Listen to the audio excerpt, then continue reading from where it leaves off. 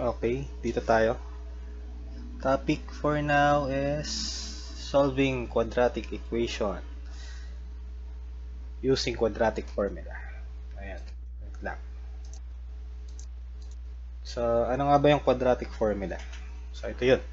So, x equals negative b plus minus square root of b squared minus 4ac over 2a for a is not equal to 0. So, diretso tayo sa example. So, nandito pa rin yung formula natin. Ayan. So, given x squared minus 2x minus 4 equals 0. Ang unang gagawin, identify nyo yung value ng a, ng b, at ng c.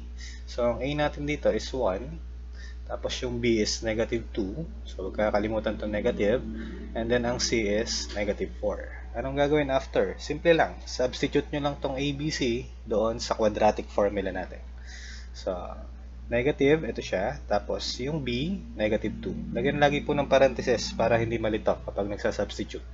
Tapos, b squared. So, ang b natin, negative 2. Ayan. Tapos, squared, minus 4. Tapos, yung value ng a and c. So, 1 and negative 4. Ayan.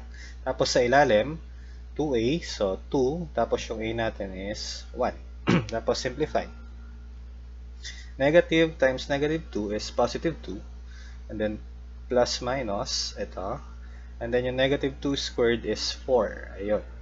And then, negative 4 times 1, negative 4 times negative 4, we have positive 16. Tapos, over 2 times 1 is 2.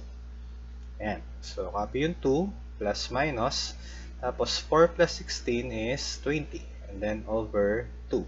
So, yung 20, ayan, kung mapapansin nyo, finactor ko siya ng 4 and 5. Kasi, pwede pa to. So, hanap kayo ng factor ng 20 na yung isa, perfect square. Ito yan, yung 4. Tapos yung 5, hindi ito perfect square. So, ang gagawin dyan, itong 4, ilalabas nyo dito. So, kapag nilabas yan, yung 4, i-square root mo, kapag nasa labas na siya, 2 na yan. So, anong mangyayari? 2, tapos plus minus, yung 4 nung nilabas, naging 2. Tapos, square root of, naiwan sa loob yung 5, and then over 2. Tapos, ito, pwede pa natin itong i-simplify. Itong 2 dito, itong 2, tsaka 2. So, GCF, so 2, i-divide mo lahat yan ng 2. So, 2 divided by 2 is 1. Tapos, plus minus, yung 2. So, 2 divided by 2, 1. So, 1 square root of 5, no need to write 1. And then, over 2 over 2 sa ilalim is 1. So, kung over 1 yan, no need to write over 1. So, ang sagot natin, x equals 1 plus minus square root of 5. Or, isang x equals 1 plus square root of 5 at isang x equals 1 minus square root of 5. Next. So, dito pa rin yung quadratic formula. X squared minus 9x equals negative 10. So, dito, ayusin mo muna.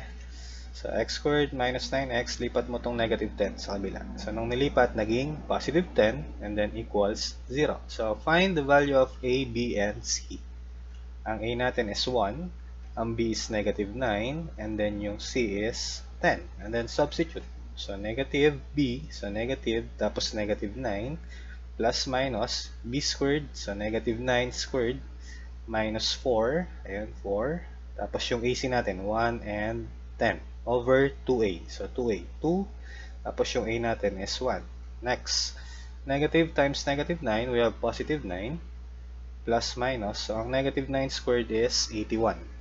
And then minus 4 or negative 4 times 1, negative 4.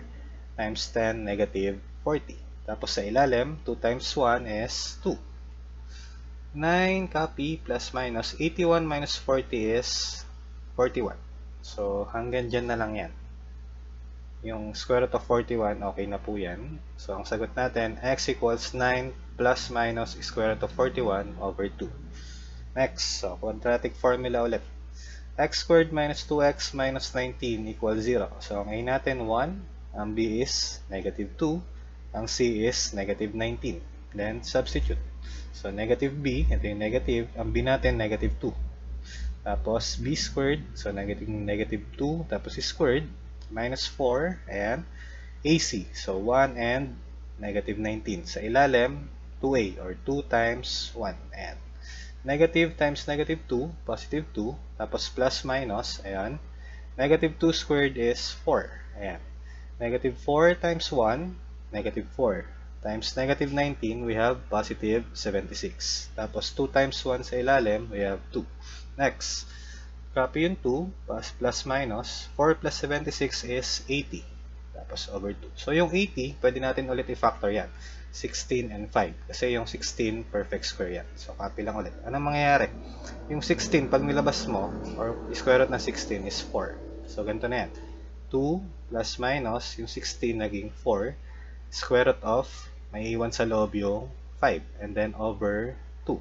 Tapos yung 2, yung 4 and 2. So pwede ulit i-divide ng 2 yan. Anong mangyayari?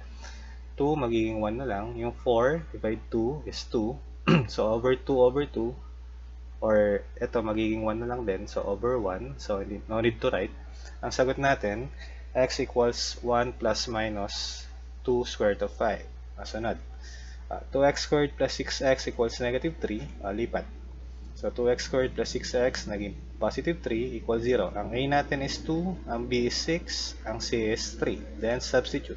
So negative, tapos yung b, 6 plus minus. Kung mapapansin nyo, positive or negative, nilalagyan ko ng parenthesis para hindi malito. Tapos yung b squared, so 6 squared minus 4 ac. So 2 tsaka 3, ito. Tapos sa ilalim naman 2a. So 2, ang a natin is 2. So negative 6, ayun na siya. Plus minus. 6 squared is 36. Negative 4 times 2, negative 8 times 3, negative 24. Tapos sa ilalim, 2 times 2 is 4. Next, negative 6 plus minus, 36 minus 24 is 12. Then over 4. Yung 12, pwede pa natin i-factor 4 and 3. Ayan.